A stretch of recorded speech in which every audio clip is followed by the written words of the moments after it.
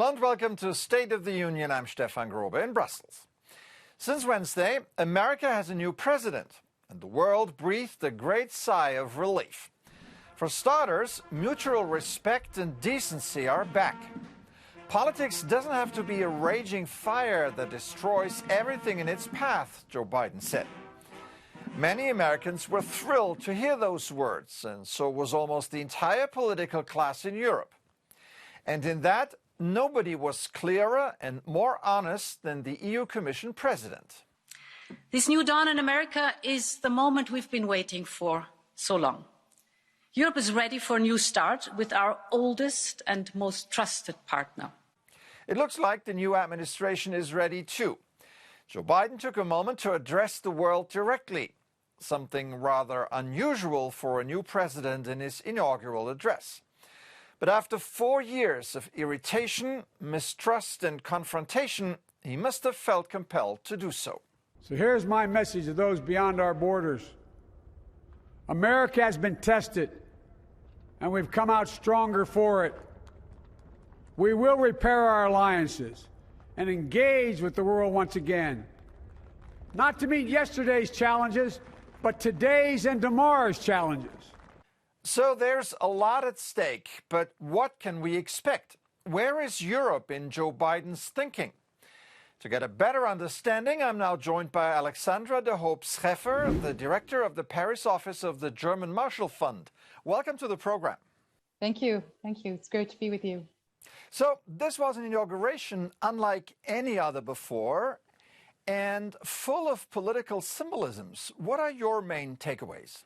Well, I think the Biden's inaugural speech was quite powerful, but it was also very much anchored in realism.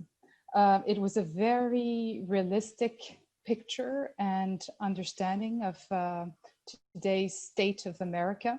A very realistic picture also of the divisions among Americans. When he mentioned the risks of uncivil war, I mean, that was quite a powerful statement and warning as well to all Americans.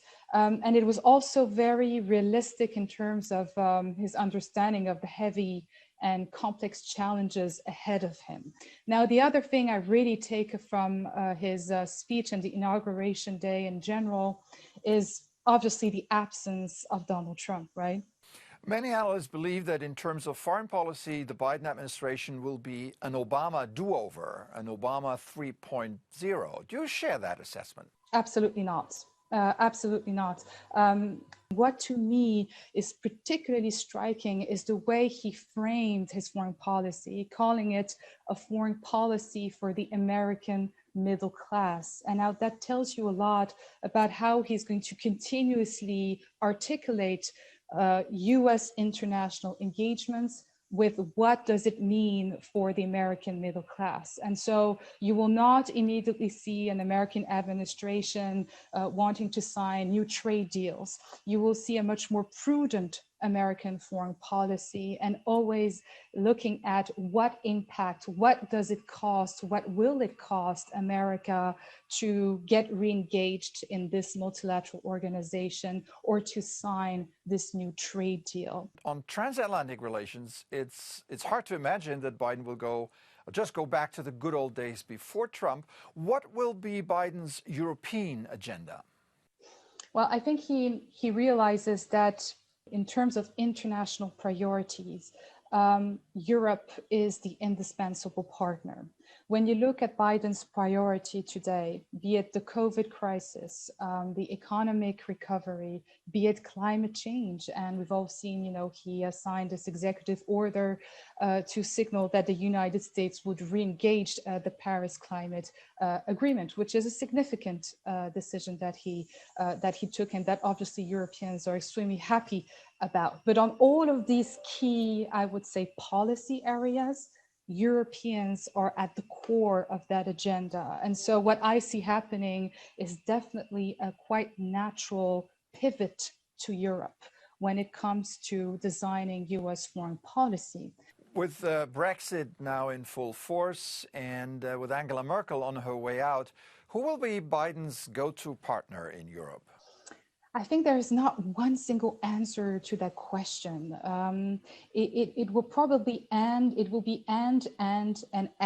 It will be bilateral relationships. There's also going to be a US interest in dealing directly with Brussels, with the EU institutions on three big issues that are in fact priorities for Biden. Number one, climate change.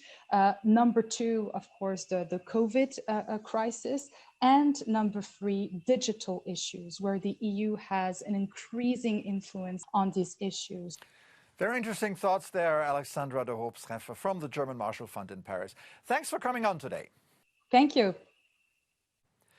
Joe Biden's success on the global stage depends to a large extent to whether he'll be able to heal a divided nation at home.